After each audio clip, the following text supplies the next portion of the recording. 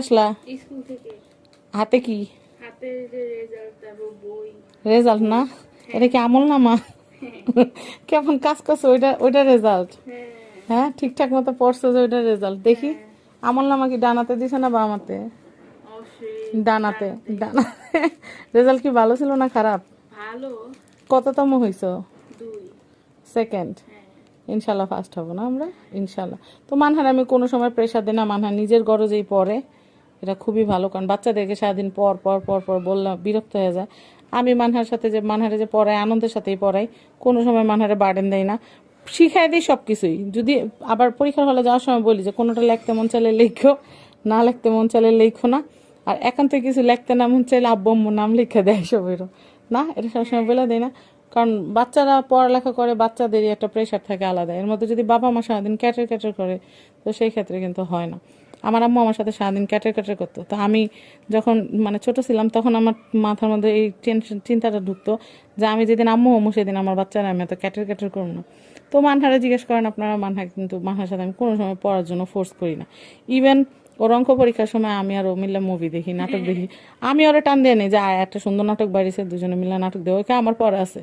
তো আমি সবসময় এটাই চাইতাম যে আমি আমার বাচ্চারা বলবো যে আসো নাটক দেখি, কিন্তু ও জানি বলে যে না, আমার এখন নাটক দেওয়ার টাইম নেই, আমার অঙ্ক পরীক্ষা আছে।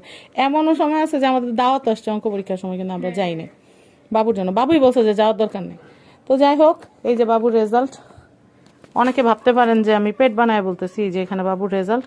এই যে মানহা সপ্তম পজিশন ছিল, এখন মানহা সেকেন্ড হয়েছে। এই যে পজিশন ইন মেরিট লিস্ট, এটা হচ্ছে সেকেন্ড। আর এই যে এখানে শুধু জেনারেল সায়েন্সে ফার্স্ট মডেল টেস্টে একটু কম আসছিল, এই জন্য অ্যাভারেজে গিয়ে হচ্ছে ওর সেকেন্ড পজিশন আসছে, না হলে ইনশাল্লাহ ফার্স্ট হইতো। তো আমি কোনো সময় বাবুকে ফার্স্ট হওয়ার জন্য পড়াই না, বাবুর আমি পড়াই হচ্ছে শিখার জন্য।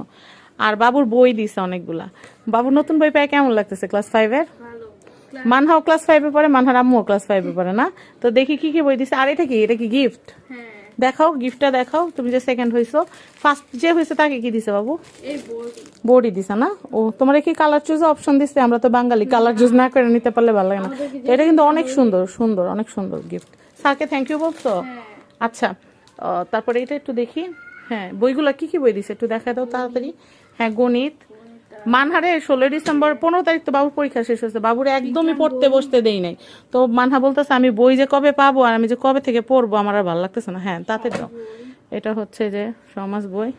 মান হচ্ছে বেশি আগ্রহ আমার যে আমি কতক্ষণ এগুলো পড়বো। আচ্ছা, এরপর দেখাই।